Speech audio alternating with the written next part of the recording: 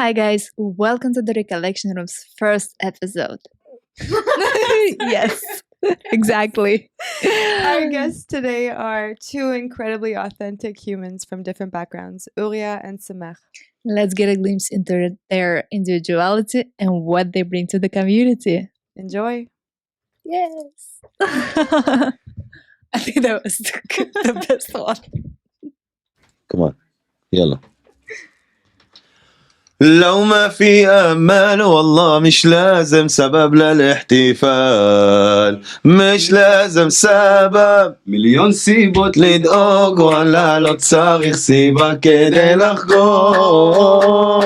לא צריך סיבה لو ما معنا أمل والله مش لازم سبب للاحتفال، مش لازم سبب עזוב אחי תמזוג, וואלה לא צריך סיבה כדי לחגוג, לא צריך סיבה. Beautiful. Amazing. So what does all of that mean? Since I don't know. You start, man. This is the chorus from our new song called Sabab, translate to English Reason.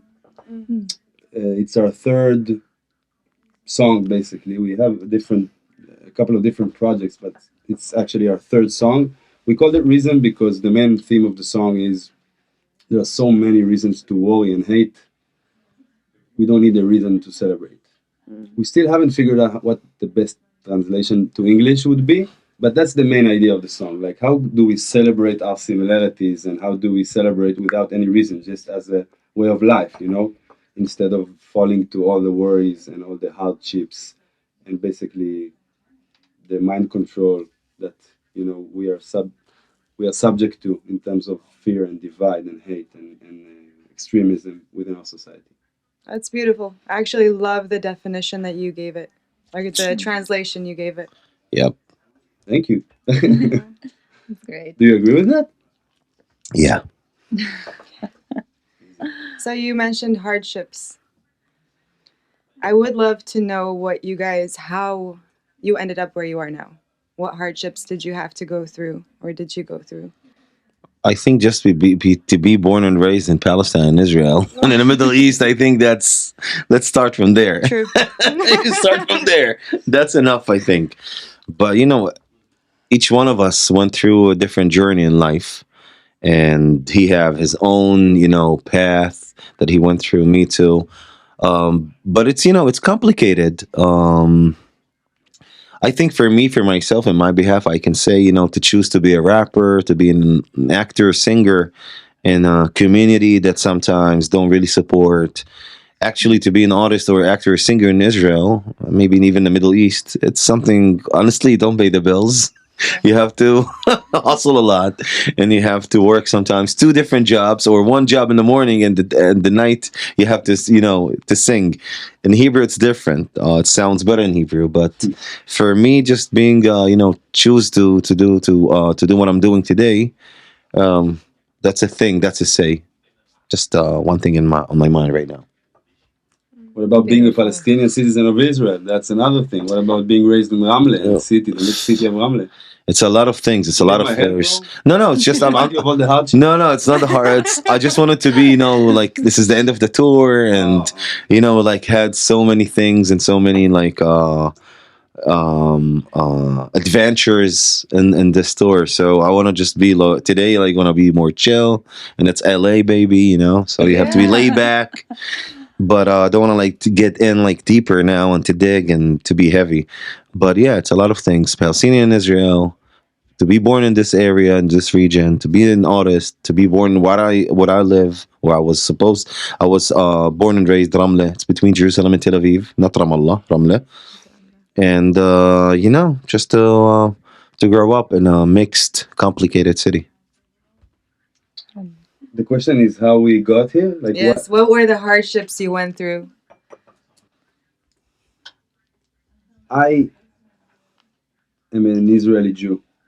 You know, all my life I looked at my life and my experience of living in a certain way that was designed and passed on to me through my education, through the narratives I grew up on.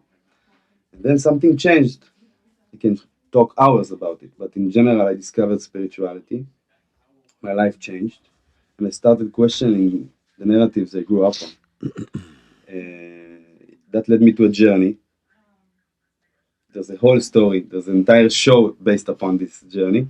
But at the end of this journey, I met this guy. And through the relationship I developed with him, artistically speaking, I was able to open myself to the Palestinian narrative and to the dichotomy between how I experienced life as an Israeli to how he experienced his life as a Palestinian, and then to co-create together as two artists a project that tries to bring together Jews and Arabs. So I feel like our experience being part of that endless conflict in the Middle East and all the hardships that come along with it eventually encouraged us and motivated us to be where we are today, co-creating to promote awakening in the younger generation, I guess. That's beautiful. That's really beautiful. And how did you guys meet? Like how long ago did you guys meet? Like how your paths crossed together? In 2018, I was inspired by an American rap song by Joyner Lucas. The song is called "I'm Not Racist." It tackles the discrimination and racism between whites and blacks in the U.S. I started writing down my own lyrics. I wanted to do an Israeli version of a Jew and an Arab. That's the most interesting rift in my country, at least for me. And I just traveled the country, met around 30 Arabs and extreme right-wing Jews, and asked them really tough questions in a very authentic way, actively listening, not judging. And I had filled papers on papers of conversations and impressions I got from them. And eventually, I developed those conversations into a rap song, all in Hebrew and in my voice, just to understand that without an Arab partner, this project will never be authentic and it will only sound shitty because I cannot wear the Arab identity. And that was when I reached out to Sameh. It was after 2 years of solo project. It was 2020, in the middle of the pandemic or the beginning of the pandemic. And we connected immediately and joined forces. Since then, we worked on the project for another 1 year. We released it. It became huge. It reached 500 million people across the world through many, many articles. And then we decided to solidify this collaboration and to establish a social venture, bringing together Jews and Arabs by creatively echoing a new moderate Israeli-Palestinian narrative. How many times have you said that? 16 shows in 19 days. Wow. Yeah. That's amazing. Well, honestly, the reason from my perspective that you guys connected, minus the whole story, is because you both are very authentic people. I know you, I've known you for 8 years now.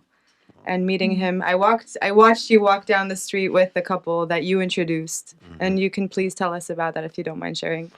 The couple you just saw when you picked us up, I'm kind of I don't know if I call it I hustle sometimes on the side, but one of the things I did in my life, and honestly I'm proud of myself, first time I can say it without really like bragging about it, that I actually connected people together. I'm a matchmaker.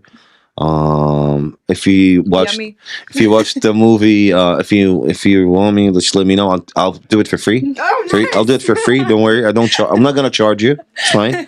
But if you watch the movie Hitch with Will Yes. Smith, so I'm the Palestinian Hitch. I connected, honestly, matchmaking 3 times. But this couple is really unique because she's a Jewish American and he's a Palestinian.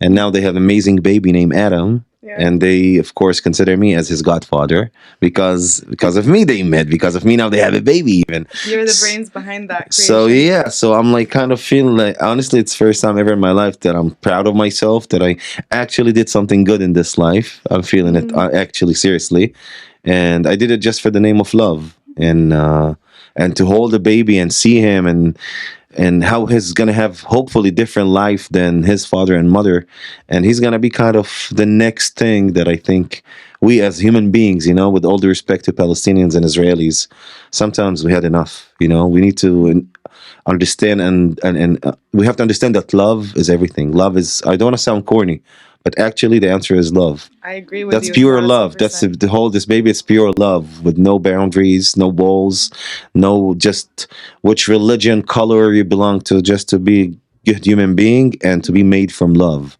So he's the answer for a lot of hating out there, and that's it. That's the unique story behind it. Yep.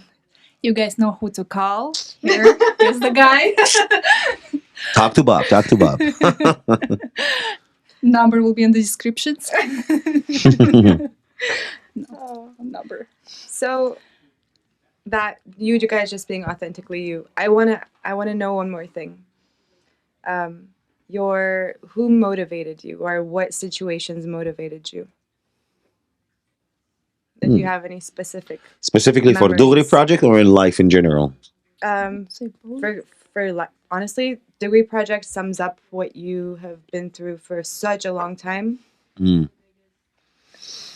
Like personally, like I'm as a kid, I was participating in peace camps and in a lot of campaigns and a lot of even NGOs that brings really actually Jews and Arabs together. I in my city Ramla, there's a really unique place named the Open House.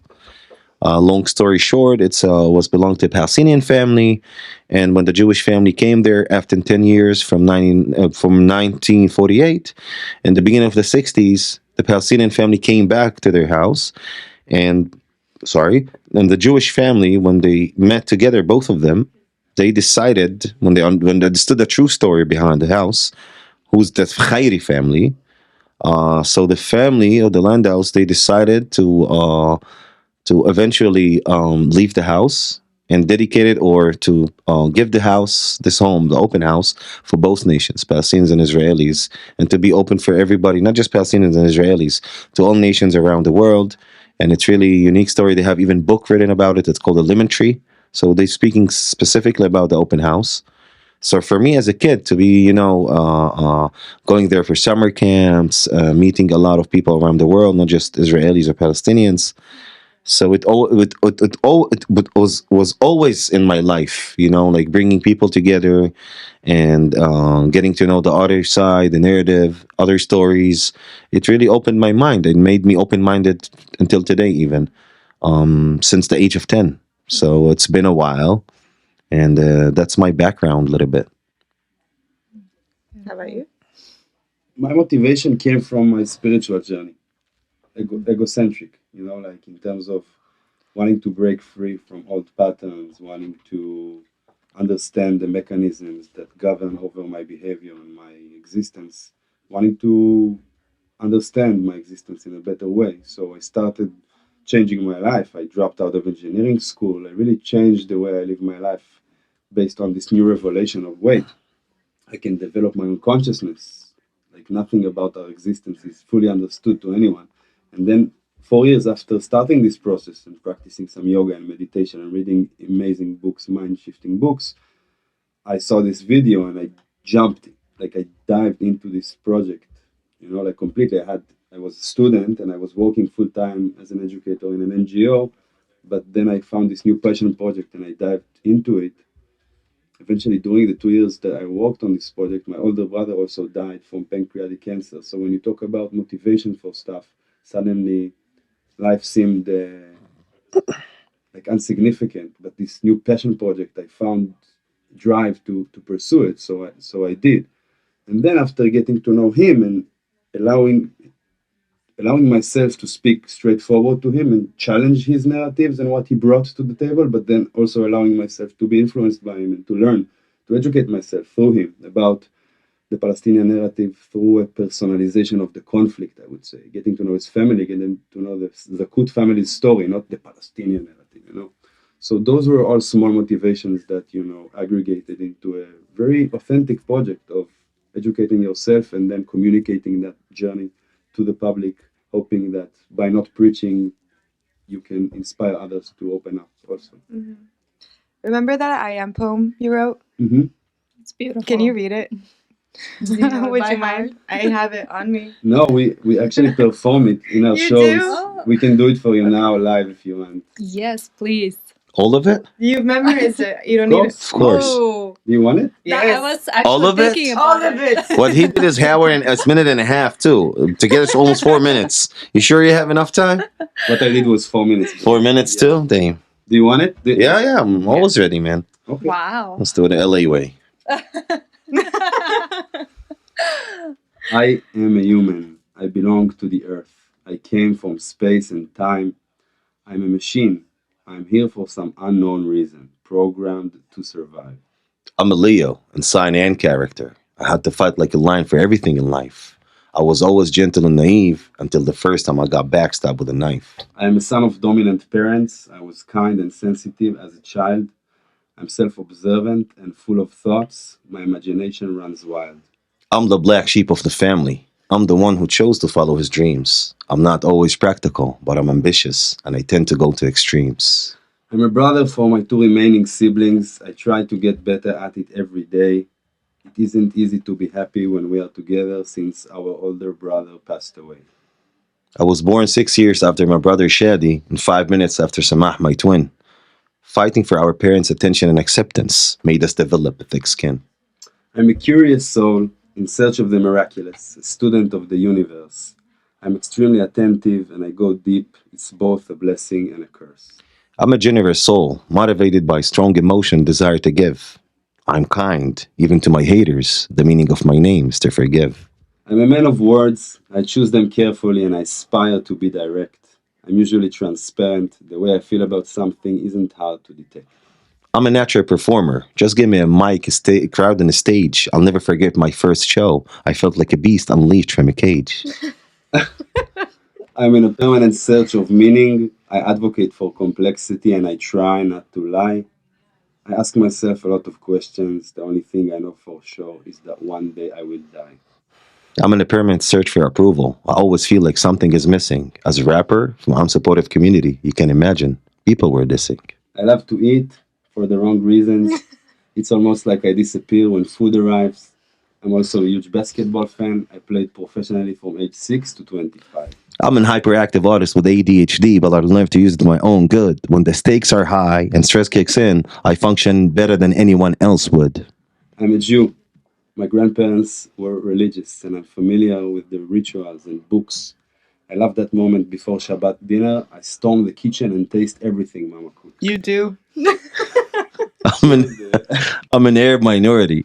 My early identity crisis made me feel like I have no choice. I worked so hard and opened myself to different perspectives, and eventually I found my voice. I was once more connected to my Judaism. I saw it as a symbol of family, unity, and love. But the older I get, the more I drift away from it and try to look at things from above. I come from a diverse family. Some of us celebrate Ramadan and some decorate a Christmas tree. The older I get, the more I see all humans as one. No matter what's your religion, we all should be free. I'm egocentric. It took years to understand, a couple more to confess, but only today I take pride. I'm the only one that's gonna stay with me forever, so I need to learn how to be on my side.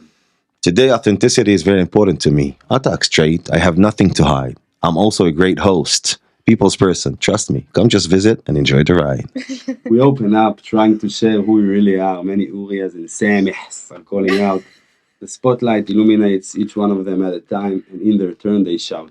We create content and music, a call for social awakening like we know what life is all about. At the same time, we believe in leader humbleship of not knowing our compass is our doubt. We are in this together, very different, as you can see, but close friends who share the same hopes and feelings. Join our growing community and help us to create a future with maximum good for maximum beings. Thank you. Oh, wow. So good, you It guys. was really good. Woo! I need to just listen that in, you know? Get it? Bro, Yeah. I love it when you have that small Oh my mistake. God. Leader humbleship. I love It's it. humble leadership. Humble leadership. Leader humbleship of not knowing it's Humble leadership. Yesterday we went to sleep and I was sitting in bed and laughing to myself because I was thinking about leader humbleship. I accuse David. He's the one to blame. Yeah, Humble we have leadership. that one Humble leadership. Come on, I Great, speak four great, languages. great. Dude, I speak four languages, man. I think 4 languages a day. No, 3 languages, honestly. A little bit of Russian. English, Hebrew, Arabic, and sometimes Russian. So come on. My Especially mind. today. He can mumble though, like in 10 languages. Yeah. He can bullshit people. Oh yeah, I speak 10 languages. Give him some. No. Italian, you have. No Italian. Yeah. Я говорю по-русски, дорогой. Да. Mm-hmm. Well, do you have any questions to ask? I know I'm still in the poem. Like, I'm still there. Yes, the way they're speaking and telling about it, I'm just like, I want to keep listening. Yeah. I really want to keep listening and listening, just the voices and like, well, the energy. It's beautiful. Thank you. So I'm still there. Спасибо, дорогая. Maybe I can add like the context. The I am thing is something we did for a collaboration with the Jewish Forward magazine. They asked us to write an op-ed regarding the situation and the relationship between Jews and Arabs on the ground. Back then, a couple of months or years ago, when the country was in a bad situation. Not that right now it's any better. But we wrote an op-ed and they asked us to add a video component. So we did this I am in order to convey who we are. Like authentically convey who we are. Who are the people behind this project, behind this op-ed? We wanted people to get to know us, but not like, two rappers who are trying to be great, but rather who we really are and what's the real background we are coming from. Some vulnerability, some hardships, some, I don't know, happiness and sassiness a little bit. So yeah, I feel like we did it. Where do you see your Dugri project in 10 years? Like, what do you see? Business question.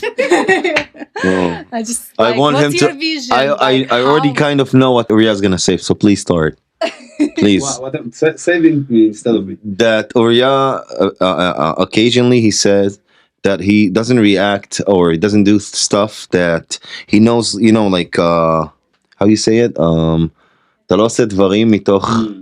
Come on, see it. I don't operate in my life from a place of a desired outcome. Exactly. That's Like, what's your goal? yeah. Why are you doing Dugri? You want to achieve peace? Like, I don't know. I'm not going to achieve anything. I'm just like a nobody, But I'm trying to be myself and to be able to make a living out of authentic self-expression and communicate very openly the process that I'm going through as an individual, and perhaps encourage others to observe themselves as well and to open up and to change some of the narratives we go off on. But everyone wants to change the world. Yeah. No one wants to change themselves. So like we say that we are in the business of changing ourselves. That's the. And actually, So you good. never know. Yeah. Maybe listen, if they're gonna do like maybe the commentary about us, maybe win the Emmy or Oscar, or Yeah. I don't know. I would I'm vote just for you saying. guys, I'm just saying. Let's go crazy. Like I honestly like. I really like, since I'm in relationship and in touch with Uriya and we're going through the mutual journey and process. You can never know. We never dreamed about. I have never even dreamed about that we're gonna reach out 500 million people around the world without putting a lot of money in it and just trying to promote it.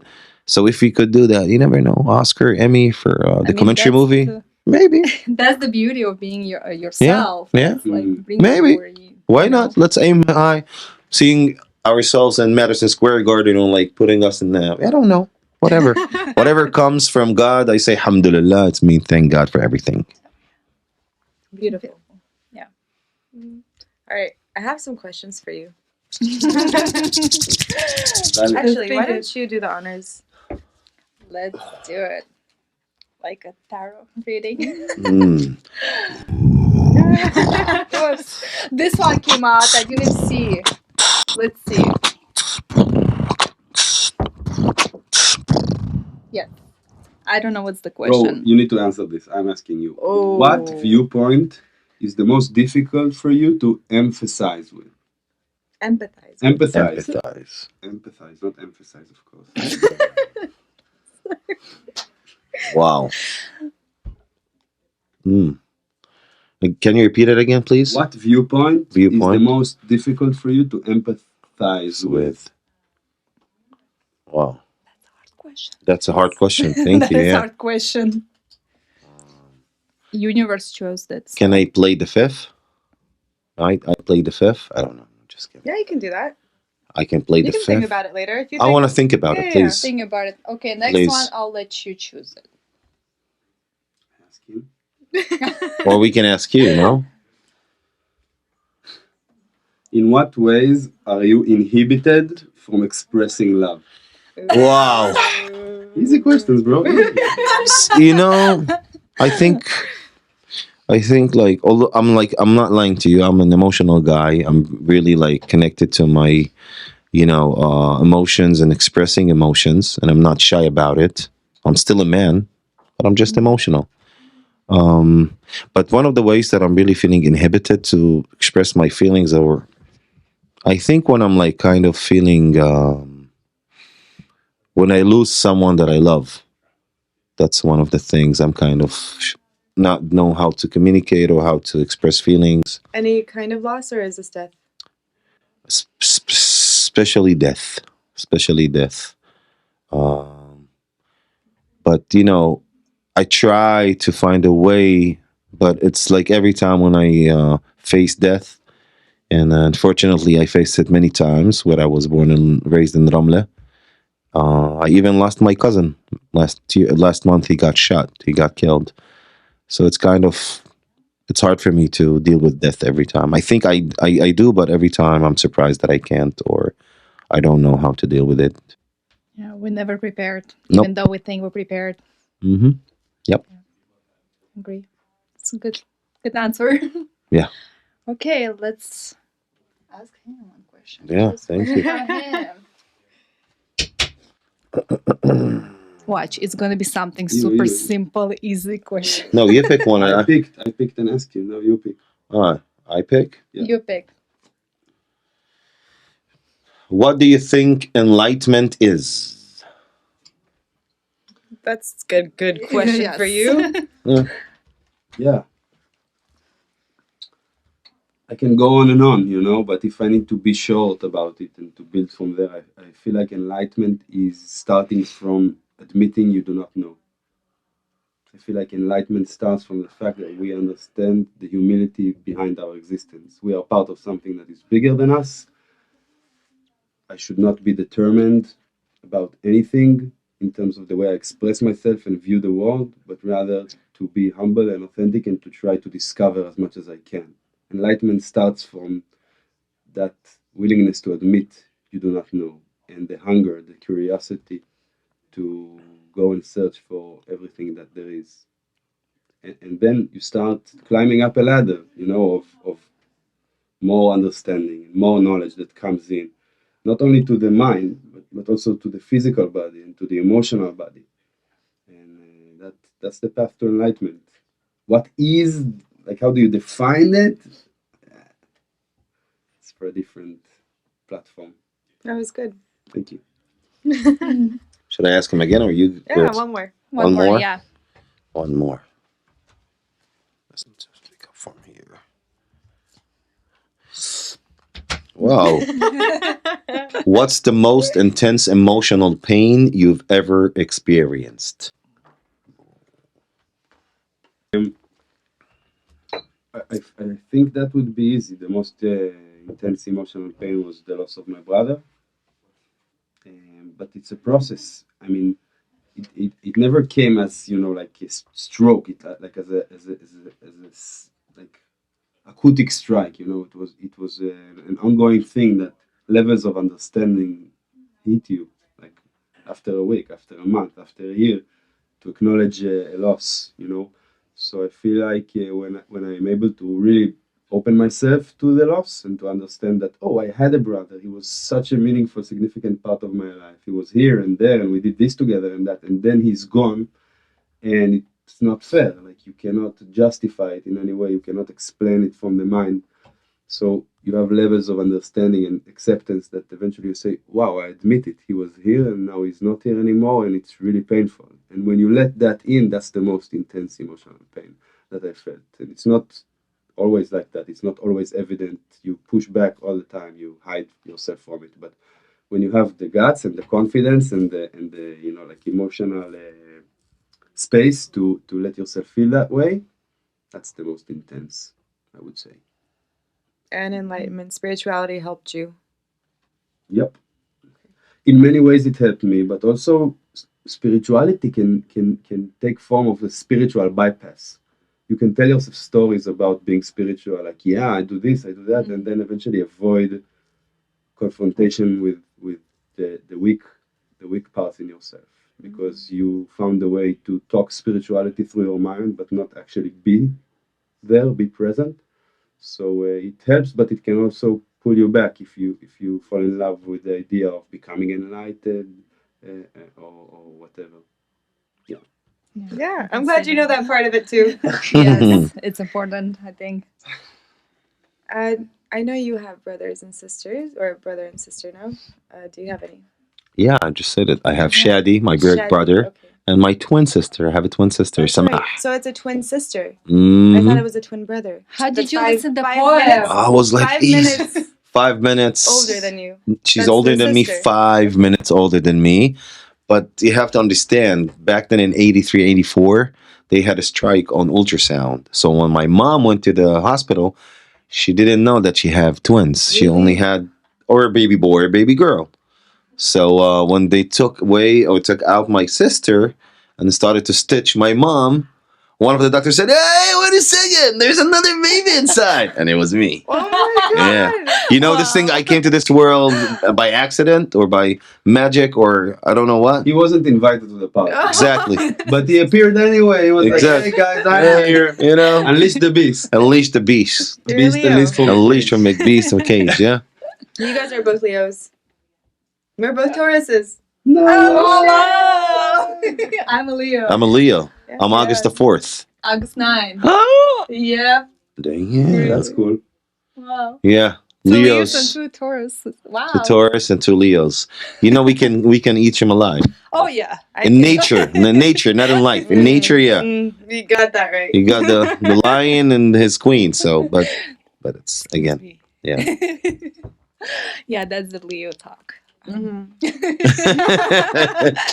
Well, although actually when I'm not with Uriya the last 2.5 years, I'm less like Leo. It's like I'm a Leo. You know, sometimes you just have this. You don't have to speak or to talk to show your personality and to be out there. Sometimes you're being silent and being just let your body language speak. It's way. She has that power too. So she's part Leo. She looks like she's part Leo. I'm a Leo rising. Mhm. Yep. Beautiful. Have any more questions? I'm so happy you guys are here. Yeah. I just have to say, you guys, I haven't met you. So cool. Like, you guys are really cool friends. You're really good brother figures. We work hard. We work do? hard. Yeah. Seriously. Sometimes we fight. Sometimes we have disagreements. But that's what make our friendship unique. And honestly, he was totally stranger for me when I first met him. But after now 2.5 years, almost 3 years, I know him. He became really one of my best friends. Yeah. Yep. I remember watching the first video you guys created together. The body language was so like, I'm gonna kick your ass. But then afterwards, you could see the love build, like literally the love melting into your bodies as you grew together. Yeah, we're still learning. We're still going through the process, and inshallah, we're gonna learn to be better friends than even today, and just to keep up the journey that we started together. I joined him in 2020, and now we're like together for the last 2 years. What are you doing when you get back home? I'm taking at least 3-4 days holiday, just being out there. I don't know, like maybe chilling. But now is Ramadan actually, so I miss my family and I want to spend more time with them in Ramadan, especially because for me it's not just a holy month. It's really a month that I do a lot of cheshbon nefesh. How you say cheshbon nefesh? I don't know in English, right? It's David. How you say cheshbon nefesh? Like self Reflection. That's self-reflection. I'm like checking myself what I did bad the last year, and to do like it's like Yom Kippur for the Jewish people, but for me it's a 30 days in Ramadan. But this is first time ever that being with my best friend half of Ramadan to be out there, and I still not getting that it's Ramadan. But probably I'm gonna take really a couple of days off and spend time with my beloved ones that I miss, my family, and see what life is planning to me. What about you? I've been going through a lot, man. You know, like Ladies. we've been working on this tour very hard, but it's unique. I mean, I'm an educator in art, you know, and he's an artist in art. You can obviously see the differences right away, you know. So this whole social venture is. I'm sorry that I'm a little bit abusing the word, but it's all about authenticity. That's the main product. We're not entertainers, you know. Like we just finished the tour, 16 shows, 19 days. You put yourself out there and you bring your whole truth every night. It's not about like let's put game face on and like perform and make people enjoy, but rather communicate our tough lives and our ideas about the future. And so I feel like I'm exhausted completely. And also back home, I have my own shit going on, like in terms of ending a relationship and you know splitting a home, which was super significant in my as an anchor for me. So I'm going through a lot, and I feel like when I get home, I first of all take a good rest and definitely go into self-reflection and try to understand how I'm leveraging all that we've been able to accomplish during this tour for our social venture, our social movement.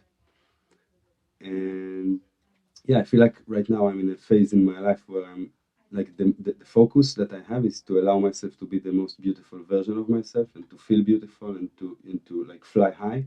So that's the focus. I love the words you use. I know English is your second language, but the words you use are so poetic, both of you.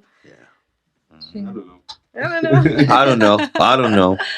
I'm very excited for the show tomorrow because I was invited. That's amazing. So yeah, we're We're going so to happy show. you're coming. Yeah. Really. Yeah, like I'm very excited. Now I just met you guys today and I feel like I know you forever, to be honest. Nice. Like I really love to getting knowing you.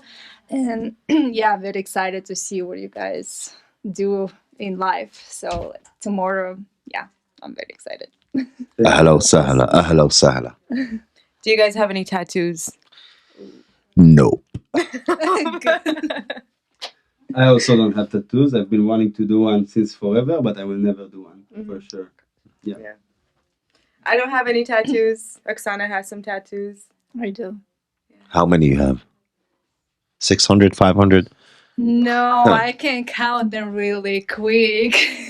Like 7? Yeah, about 7, I think.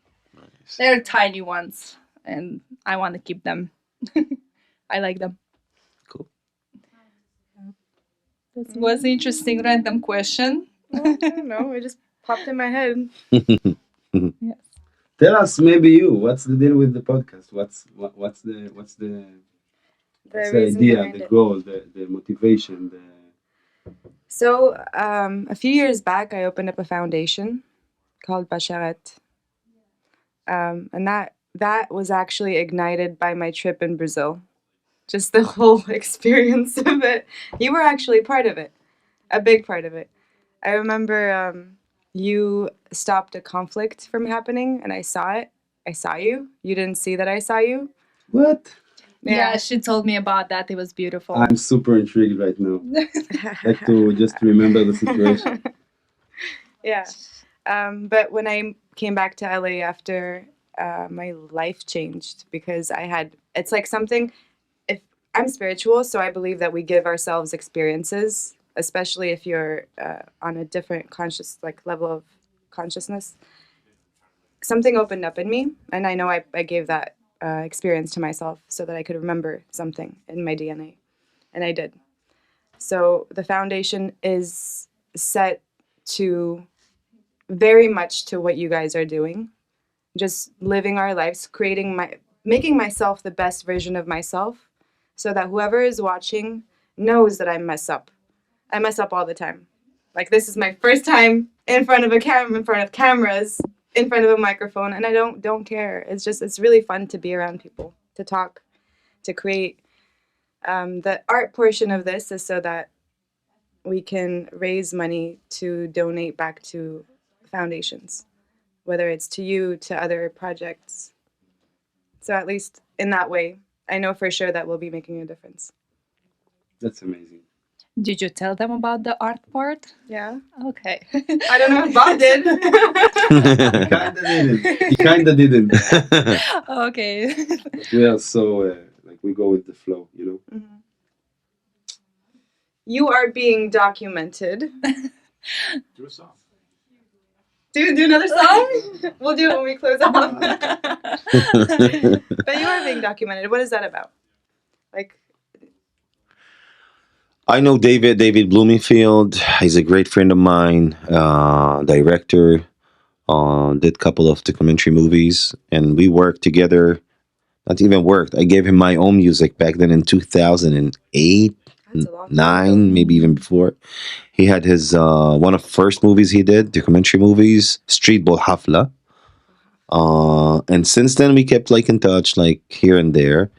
And in 2021, when we released Let's Talk Straight video, he was one of the first people to contact me, tell me, "Hey, Sameh, remember it's me, David. For sure, I remember you, man. What's up?" And since then, he just follow us.